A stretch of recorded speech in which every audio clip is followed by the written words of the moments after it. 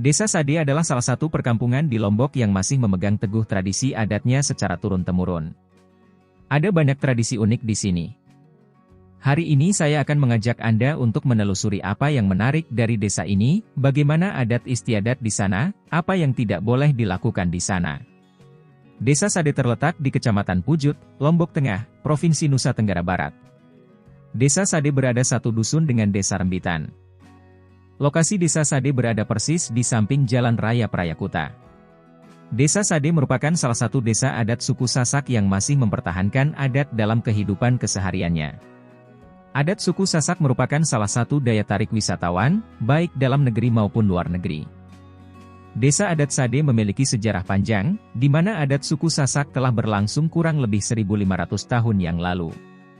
Saat memasuki halaman parkir, wisatawan akan melihat atap rumah yang terbuat dari anyaman bambu yang berdiri kokoh di antara bangunan tembok.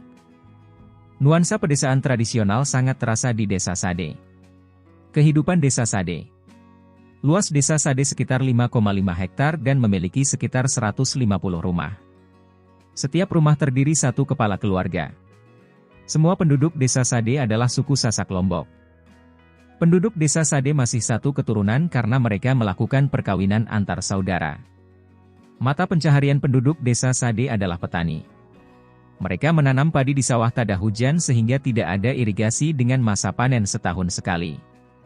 Di tengah menunggu masa panen, penduduk Desa Sade memiliki pekerjaan sampingan menenun untuk memenuhi kebutuhan pokok. Jarak tempuh Desa Sade dari kota Mataram sekitar 43 km dengan waktu tempuh kurang lebih 1 jam. Perjalanan ke Desa Sade dari Mataram dapat melalui jalan bypass Bandara Internasional Lombok. Desa Sade memiliki keunikan yang akan ditemui wisatawan saat berada di kawasan ini. Rumah beserta fungsinya Desa Sade memiliki rumah yang terdiri dari beberapa jenis, yaitu bil bonter, bil kodong, dan bil tani. Masing-masing rumah memiliki fungsi yang berbeda. Bil bonter berfungsi sebagai rumah pejabat desa. Bil bonter juga berfungsi sebagai tempat persidangan adat. Sementara bil kodong berfungsi sebagai tempat tinggal untuk orang-orang yang sudah jompo. Tempat tersebut juga digunakan untuk orang sudah menikah namun belum memiliki tempat tinggal. Bil tani berfungsi sebagai tempat tinggal masyarakat yang kebanyakan berprofesi sebagai petani. Membersihkan lantai dengan kotoran kerbau. Masyarakat Desa Sade memiliki kebiasaan membersihkan lantai rumah dengan kotoran kerbau atau sapi sekitar seminggu sekali. Tujuannya supaya lantai bersih dari debu-debu yang melekat, menguatkan lantai, dan berfungsi untuk mencegah serangga, terutama nyamuk agar tidak masuk ke dalam rumah. Rumah tahan gempa. Rumah Desa Sade memiliki desain yang sederhana. Rumah berdinding anyaman bambu, atap alang-alang kering, dan lantai yang terbuat dari campuran tanah liat dengan sekam padi. Bangunan rumah Desa Sade juga tahan gempa. Rumah-rumah di Desa Sade masih terlihat kokoh meskipun wilayah tersebut pernah diguncang gempa. Tradisi kawin culik. Desa Sade memiliki tradisi unik yakni, tradisi kawin culik. Di mana pada saat akan menikah, pemuda menculik pujaan hatinya untuk mengakhiri masa lajang. Tempat pertemuan laki-laki dan perempuan, sebelum perempuan diculik, adalah di depan pohon cinta Desa Sade. Perempuan harus bisa menenun. Para gadis di Desa Sade diwajibkan untuk dapat menenun. Jika seorang gadis belum bisa menenun, maka ia tidak diperbolehkan menikah. Para wanita di Desa Sade rata-rata bermata pencaharian sebagai penenun.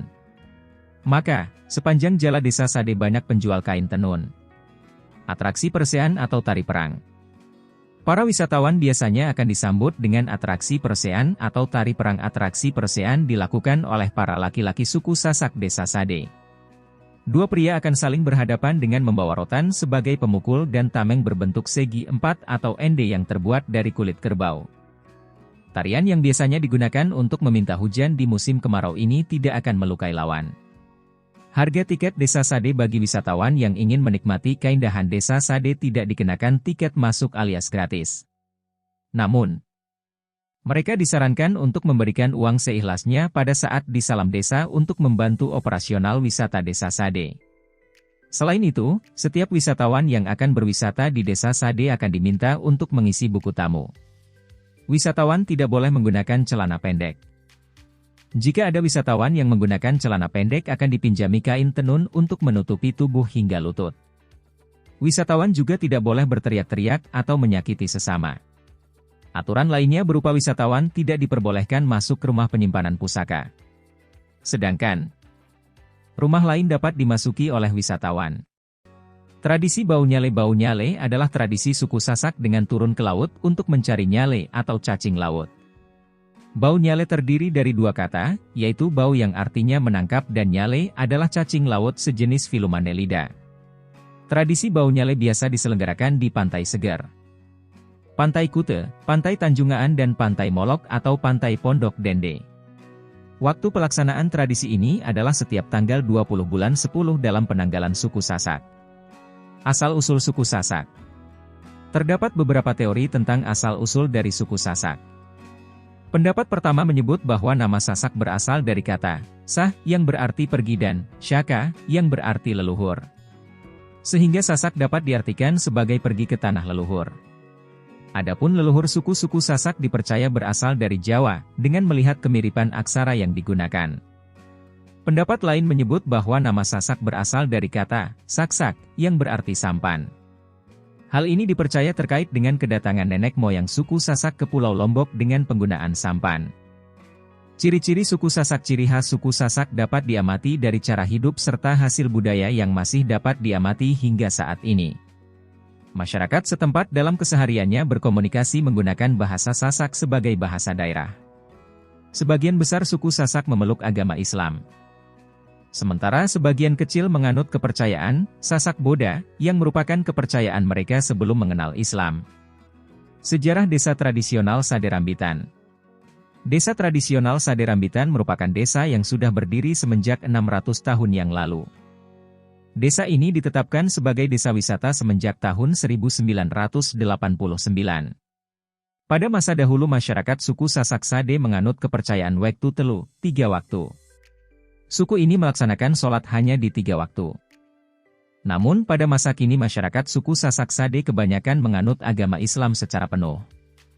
Bagaimana menurut pendapat sobat? Mari jadikan kolom komentar sebagai sarana penambah wawasan dan menciptakan jalinan persaudaraan, bukan malah menjadikannya sebagai tempat pembulian sehingga menciptakan permusuhan. Saya admin Mata Keempat mengucapkan wassalam.